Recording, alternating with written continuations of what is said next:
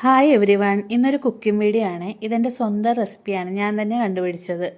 ചെമ്മീൻ തേങ്ങാപ്പാൽ കറി. ഇതിനു വേണ്ടി 1 കിലോ ചെമ്മീൻ എടുത്തിട്ടുണ്ട്. ഇതിലോട്ട് ആവശ്യത്തിന് മുളക് പൊടി, മഞ്ഞൾപ്പൊടി, പിന്നെ ഉപ്പ് ഇത്രയും ചേർത്ത് നന്നായിട്ട് മിക്സ് ചെയ്യുക. എന്നിട്ട് ഫ്രിഡ്ജിലോട്ട് മാറ്റി വയ്ക്കുക. ഫ്രിഡ്ജിൽ നിന്ന് ഒരു അരമുക്കാൽ മണിക്കൂർ കഴിഞ്ഞ് എടുത്തിട്ട് ഒന്ന് ഫ്രൈ ചെയ്ത് മാറ്റി വയ്ക്കണം.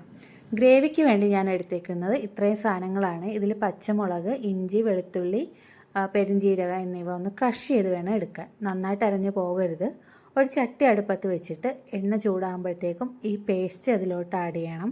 ഇതിൻ്റെ പച്ചമണം ഒന്ന് നമുക്ക് മാറ്റിയെടുക്കണം. അതിന് വേണ്ടി ഒരു മിനിറ്റോളം നമുക്കൊന്ന് ഇളക്കി യോജിപ്പിക്കണം. ഇതിലോട്ട് വേണം ഞാൻ അരിഞ്ഞു വെച്ചിരിക്കുന്ന സവോളയൊക്കെ ആഡ് ചെയ്യാനായിട്ട്. 4 സവോളയാണ് എടുത്തേക്കുന്നത്. വലുതായതുകൊണ്ട് തന്നെ ഒരു തക്കാളിയെ എടുത്തിട്ടുള്ളൂ. ചെറുതാണെങ്കിൽ 2 വരെ നിങ്ങൾക്ക് എടുക്കാം. ഇത് ആവശ്യത്തിന് ഉപ്പും കൂടി ചേർത്ത് ഇതിനകത്ത് കിടന്ന് നന്നായിട്ടൊന്ന് വഴന്ന് വരണം. അടച്ചു വെച്ച് തന്നെ വേവിക്കുക. 4-5 മിനിറ്റിനുള്ളിൽ ഇത് റെഡിയായി വരും. വഴന്ന് വന്നാൽ ഇതിലോട്ട് വേണം നമുക്ക് മസാലകളൊക്കെ ആഡ് ചെയ്യാൻ. മസാല എന്ന് പറയുമ്പോൾ അധികമൊന്നുമില്ല. മുളക് പൊടിയാണ് ആദ്യം ചേർക്കുന്നത്. അതിനുശേഷം മഞ്ഞൾപ്പൊടി, ഗരം മസാല. നിങ്ങൾക്ക് വേണമെങ്കിൽ മല്ലിപ്പൊടി ചേർക്കാം.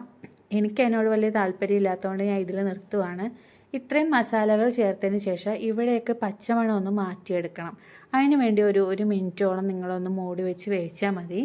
പച്ചമണം മാറി ഇതിലോട്ട് വേണം നമ്മൾ ഫ്രൈ ചെയ്ത് വെച്ചിരിക്കുന്ന ചെമ്മീൻ ആഡ് ചെയ്യാനായിട്ട്. ചെമ്മീനും ഇതിൽ കിടന്നിട്ട് ഒരു മിനിറ്റോളം ഒന്ന് വഴറ്റിയെടുക്കണം. ഫൈനൽ പാർട്ടെന്ന് വെച്ചിട്ടുണ്ടെങ്കിൽ തേങ്ങാപ്പാൽ ആഡ് ചെയ്യുന്നതാണ്. തേങ്ങാപ്പാൽ ഒരു അരമുറി തേങ്ങയുടെ പാലാണ് ഞാനിവിടെ എടുത്തേക്കുന്നത്. ഇത് ഈ ഗ്രേവിയിലോട്ടൊഴിച്ച് ഈ തേങ്ങാപ്പാലും ഈ ഗ്രേവിയും കൂടി ഒന്ന് കുറുകി വരുന്ന ആ ഒരു പരുവത്തിൽ വേണം നമുക്കിത് എടുക്കാൻ. തേങ്ങാപ്പാൽ ആഡ് ചെയ്യുമ്പോഴത്തേക്കും ഒന്ന് സിമ്മിലിട്ടേക്കണേ. ഇത് ചോറിനേക്കാൾ കൂടുതൽ പത്തിരി, പൊറോട്ടയുടെയൊക്കെ കൂടെയാണ് നല്ലൊരു കോമ്പിനേഷനായിട്ട് പോകുന്നത്. അപ്പോൾ എല്ലാവരും ഒന്ന് ട്രൈ ചെയ്ത് നോക്കണേ. സബ്സ്ക്രൈബും ചെയ്യണേ.